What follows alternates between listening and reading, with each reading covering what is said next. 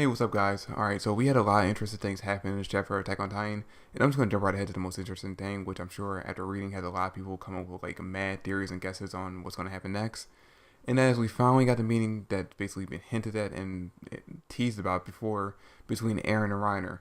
Now, which by the way, they actually officially confirmed in this chapter that yes, that guy that Falco's been talking to for like the past two or three chapters now is in fact Eren. I mean, we've all pretty much guessed it at this point. We all pretty much figured out that it was Eren. Lots of people made theory videos on it, and I made a theory video on it. But up until now, we actually had no official confirmation, which we got actually kind of in 2 points in this chapter. The one I'm talking about now, where we see Reiner actually call him out by name, and we got another one I think about midway through the chapter where we see him talking to someone that heavily implies that it is Eren. Now I'm not gonna talk about that now. I'm gonna talk about that later on in the video. But yeah, that scene basically just was there, just basically there to say, hey, if you haven't figured it out yet, this is in fact Eren that we're following right now. But yeah. Alright, so since the meeting happened at the end of the chapter, we have no idea what's gonna happen next. Like I can only guess as to what's gonna happen.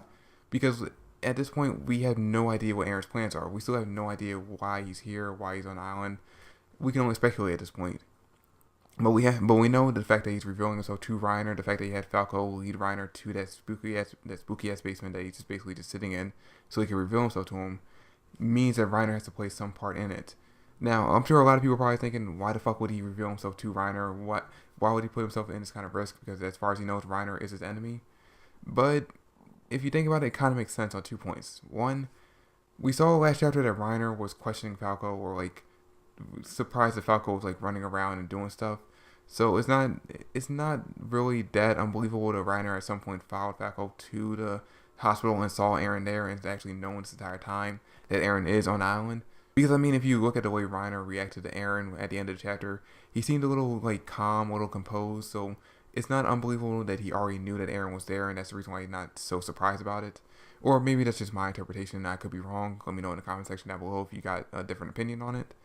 But yeah, and that's one reason why I think it's not unbelievable that Eren would believe that Reiner would follow him, or like it's not unbelievable that Reiner would join up with Eren. And another reason is we see that Falco and Eren have grown close, and still have Falco and Reiner. So it's not unbelievable that at some point Falco let it slip that he actually has no love for the Marlesians, which is what I'm gonna start calling people Marley from now on. And we find out in the chapter a reason why he would have no love for them. And yeah, based on the end of the chapter, we can see that Falco and Eren had to have grown close enough to for Eren to reveal who he really is to him. So if Falco really has no love for the Marlesians, and Eren knows this and reveals himself to him, and the fact that Falco was willing to lead Reiner to Eren so the two of them can have a meeting, it's not that like unbelievable that Falco would tell Eren that Reiner actually kind of wants him to succeed at the armor Titan powers, so that he can basically destroy the military from within. So yeah, the fact that Eren would come up with a plan that involves Reiner or try to bring Reiner in on this plan does make a lot of sense. Now, this is just me speculating. I could be completely wrong. Maybe this is all gonna blow up in Eren's face, or maybe Eren has no plan whatsoever. I don't know. We'll have to wait to see. But yeah, like I said, since the meeting happened at the very end of the chapter and we only see them say each other's names, we have no idea what's going to happen in the next chapter. We have no idea what they're going to talk about. If this is going to work out in Eren's favor, if Reiner is going to basically turn coat and tell the Marlesians that he's here. We have no idea. Now, I don't believe that Reiner would do this because we already know that Reiner has no love for them whatsoever. He's basically all Team Paradise Island at this point. So yeah, I don't believe he's going to do that, especially after what happens in the beginning of the chapter, where we see Reiner's kind of like leading a strategy meeting, and the people and the Marlesians basically say, "Hey, shut the fuck up. You don't know what you're talking about," which is disrespectful at some point, but it kind of makes sense that they would say that because if he really is against them and is really trying to like preserve peace for the people of Paradise Island, he would lead them to like a disadvantage point when they invade. So the fact that he was telling them to attack, I think, from the south, and they were saying we had to go to a different point, could be seen as them like saying, okay, well, this guy's clearly leading us to a point would be disadvantage to us, so we're not going to listen to him.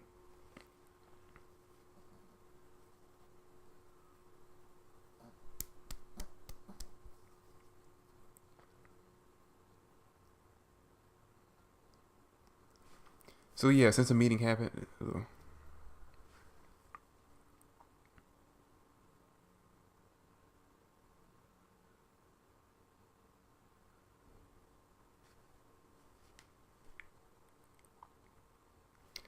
So yeah, since the meeting. So yeah, since their meeting happened in the beginning. So yeah, since our meeting happened at the very end of the chapter, we can only basically come up with theories on what's going to happen next. We have no idea how Reiner's going to react to this. Although it's safe to assume at this point, especially after what happened in the beginning of the chapter, where the Marlegians basically shit on him when he was trying to get a strategy meeting, that Reiner has no love for them. He's all Team Paradise Island at this point. There's really no question that he's going to join up with Eren, or at least help Eren out with his plan, especially if it's going to put Falco in danger, or if it's going to like lead to Falco becoming the Armor Titan. But yeah, that's what happened with that. Now, another interesting thing that happened in this chapter, we find out some more about Falco and his like backstory and his family, and we find out that back when Grisha and his whole like revolutionary army thing was going down, and they got attacked and they got found out and betrayed by Grisha's son. I forget his name at this point. I don't remember. Fuck, I can't remember his name. The Beast Titan, but yeah, back when they were doing that whole revolutionary thing, turns out Falco's uncle was a member of that.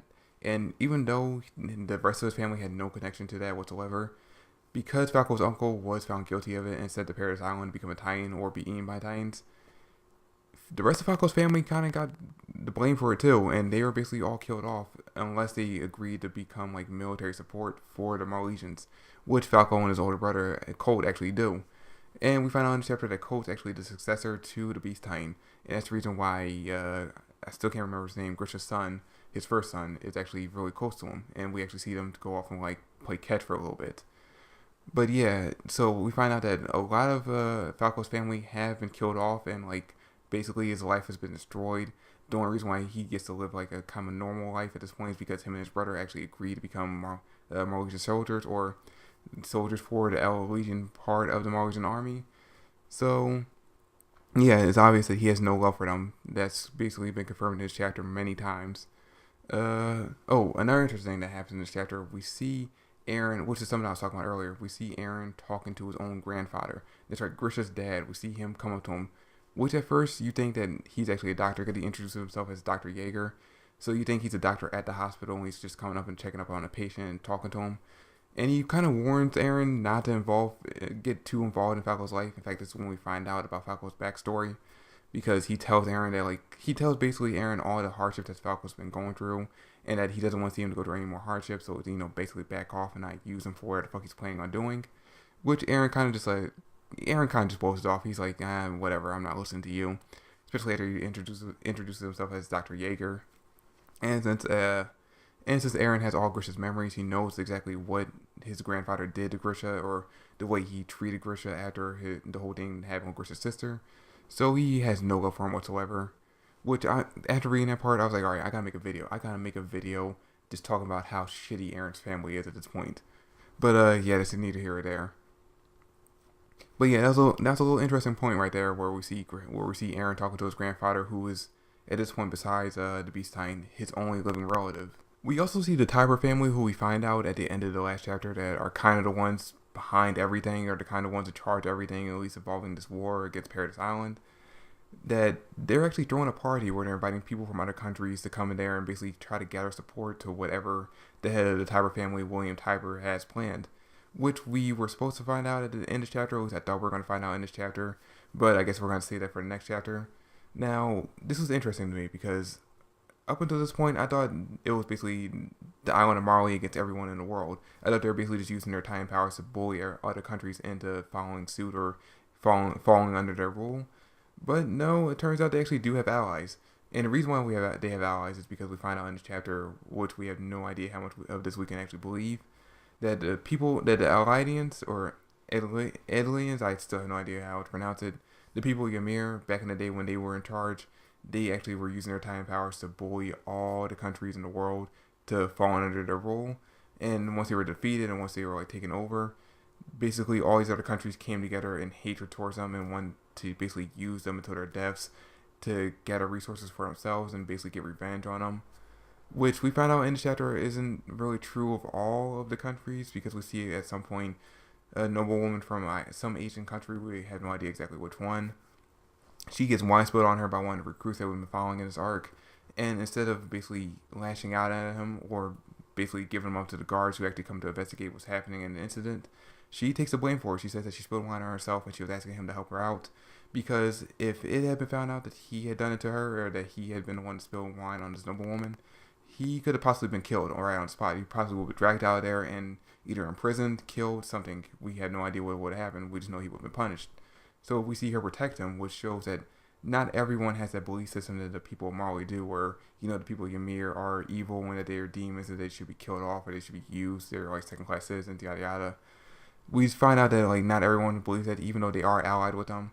Which, you know, I mean, you could be allied with people for many reasons. It could just be that this Asian country needs all the resources that they're providing for them, and it's the reason why they're allied with them. We don't know, but yeah, we find out a little world building that although a lot of people in other countries are allied with the Marlesians and the Tiber family, not everyone has the same value system.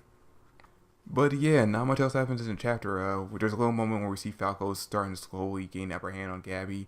In fact, this actually is a kind of important part. After everyone's celebrating him for beating Gabby in a race, which she kind of like lashed out at him about, because even though he beat her, she still has a lot more marks than him. She still says that she's gonna be the one to inherit the Armor Titan's abilities.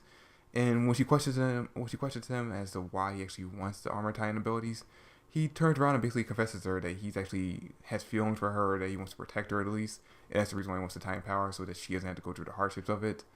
Where everyone else in the scene basically just like said, "Oh shit, he actually said it, he actually confessed." And of course, Gabby at this point is like, "What the fuck are you talking about?" It just completely goes over her head that he's basically saying that, "Hey, I care about you and I want to protect you," and all that shit. And it just goes over her head completely. Actually, a pretty funny scene for Falco. Falco runs off in embarrassment, and she's just basically kind of pissed off at him and everyone else for the entire chapter. But yeah, that's pretty much all that happens in the chapter. Now, I'm kind of interested to see what the Tiber family has planned. We know that their plan is something to do with the war against Paradise Island, so I don't know exactly what it could be. And we also know that the head of the Tiber family is most likely the Hammerhead Titan. So we know at some point we're going to see him in the battlefield going up against Eren and Armin and possibly Annie. I'm still holding out hope that she woke up and she's on their side at this point. But yeah, we still have no idea what he's planning. And we have no idea what Eren's planning at this point either, and what's going to happen between him and Reiner now that he's basically confirmed himself, or like shown himself to Reiner in this chapter. So I'm interested to see what happens there. But yeah, that's pretty much it for the review. Thanks for watching. Hope you enjoyed. If you did, drop me a like, subscribe to the channel. I'd really appreciate it. Comment down below your thoughts and theories, and I'll catch you guys later.